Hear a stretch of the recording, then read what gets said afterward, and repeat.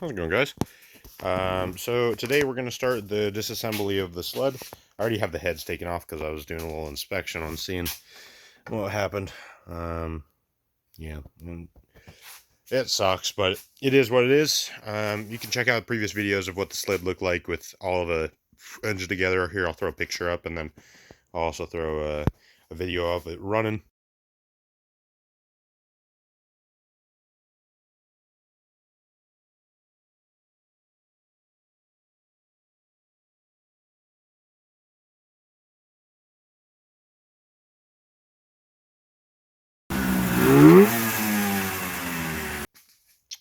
But yeah, today we're just going to start the disassembly of it because it's not like it's only about halfway through the summer, or 3/4 of the way through the summer. So got some time, but I'm gonna start school up, and I'm just not gonna have that much time to completely disassemble. So my goal is in this, and what I've got left of my summer is to get the engine out of here and then disassemble and rebuild the engine.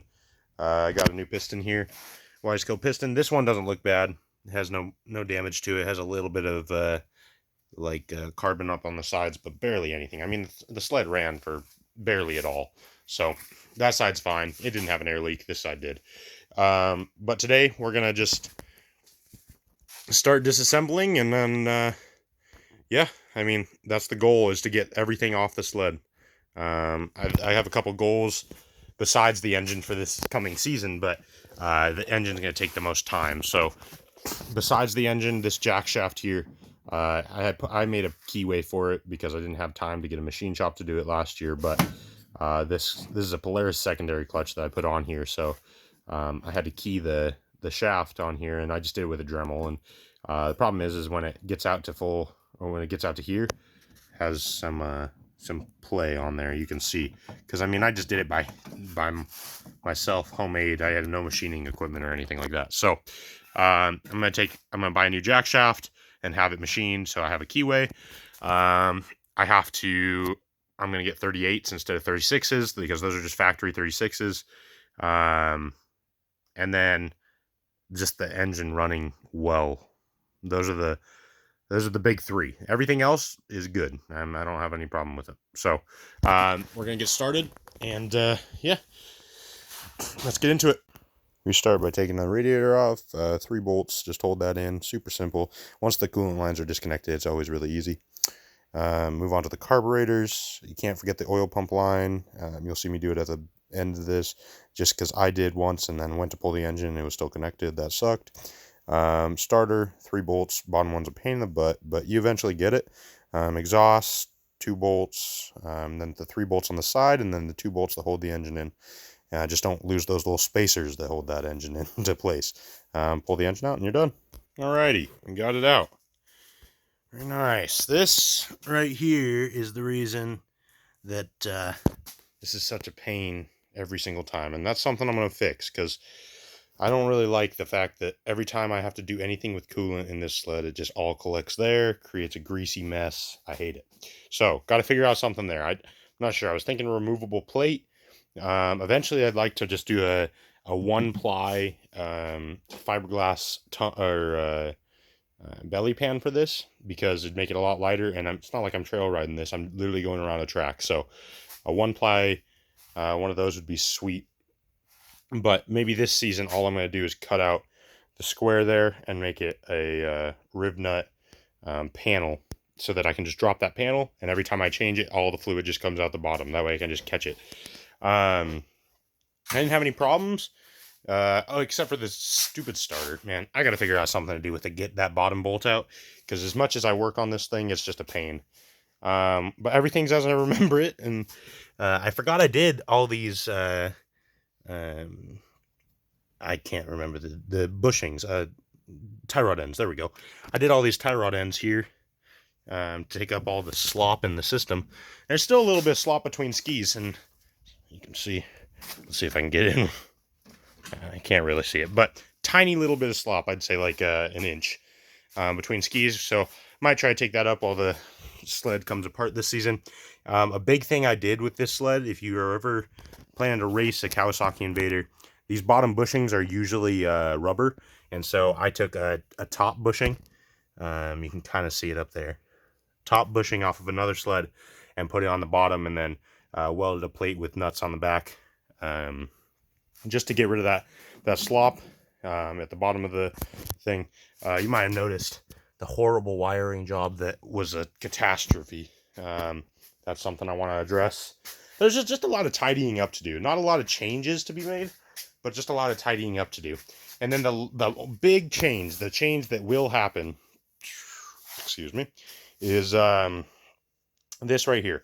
This is an oil tank, and it is in here. It's okay. It seems to, actually, I can just take it out right now because I don't need it in there, or it's all disconnected. Oh, no, it's not, actually. There's a bottom hose. Anyways, that oil tank leaks. It's plastic. All the fittings for it are plastic, and it leaks.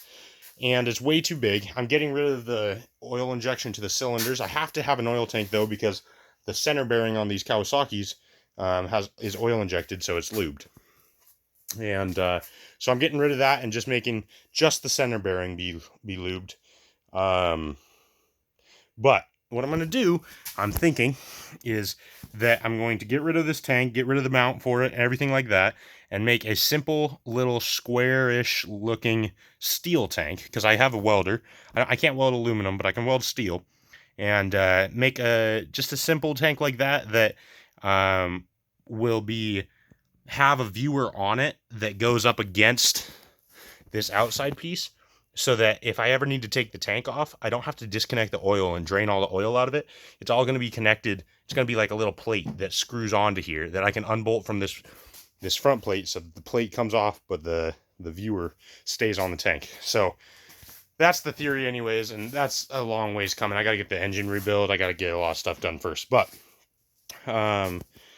the brakes, you can get a little bit better view of the bracketry that is for this. I actually was about to race one for one race, and I snapped the bracket because my old bracketry was not strong enough. It was not supportive enough. So my brake bracket, which is this piece right here, snapped because it was just held on by the back, not enough support on the front. So in a rush to make the next race, I made this bracketry, and I'm just gonna grind it down a little bit and paint it. It doesn't look bad. It's fine. It's just getting rusty because it wasn't ever painted. It's just plain steel. Nothing else really to bother with on here. I'm gonna make some quick drain coolant lines for the bottom coolant lines. So it's gonna have a hose that runs out the bottom that I can just drain all into a pan. I've seen some other guys do that. And so I'm definitely going to do that. I have no idea where I pulled that zip tie from. What? Let's see here. What else? Oh, you guys want to see the engine? So that's enough of the engine bay. Let's take a peek over here. This has seen better days. Unfortunately, this is not the first time I've blown up this sled. Here's another piston. You can see this. That one didn't go so well. Overheated it. Other side, though. It's not the same side, so that's how I know it's two different issues. I solved the issue that it was before. It was because I left this carb boot loose. This side, I don't know what happened yet. Wow, that was a voice crack, and that was nice. Anyways, I don't know what happened to this side yet, because it melted down because it was obviously lean, and I knew it was lean when I was running it. Take a look at that. Look at all those shavings coming out there. It's going to need a deep clean. I'm going to get these honed, and maybe I'll get them chrome plated. I haven't decided yet, but it was running okay as the clip that I put in the beginning, and except for it had a weird idle thing. It would rev up, and then it would stay high idle and then die down, and usually that means that there's an air leak. So I knew it was there. I just didn't think it was as bad as it was. So I made this side richer, just so I could run it, but obviously not rich enough. So this will be a coming up video of me tearing that down and getting into it and seeing everything, and I'll show you guys the whole process of tearing down one of these engines. And I do know them pretty well. Granted, I haven't been too successful, obviously.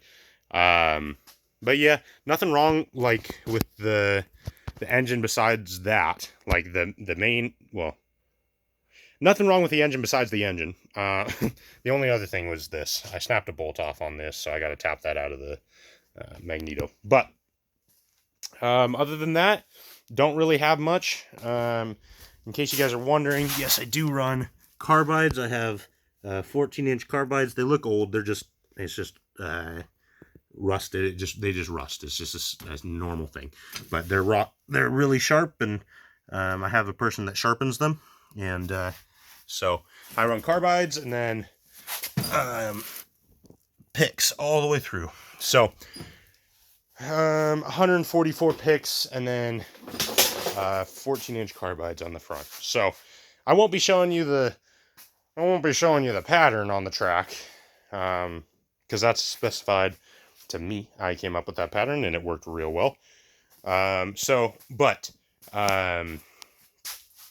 So I got the engine out. This is the first video, and I'll keep updating you guys. And yeah, I hope you enjoyed. Smash that like button, and I can't even say that seriously. I'm trying to figure out how to do this whole thing. And if you're new to the channel, this is not the only thing that I'll be working on. Family projects, like anything automotive, anything you can imagine is what we do. And so there'll be other projects on the channel: dirt bikes, snowmobiles, four-wheelers, cars, trucks, everything you can imagine. So subscribe if you want to see all that. I'm going to try to do more and more uploads, and I hope you enjoyed. Have a good night.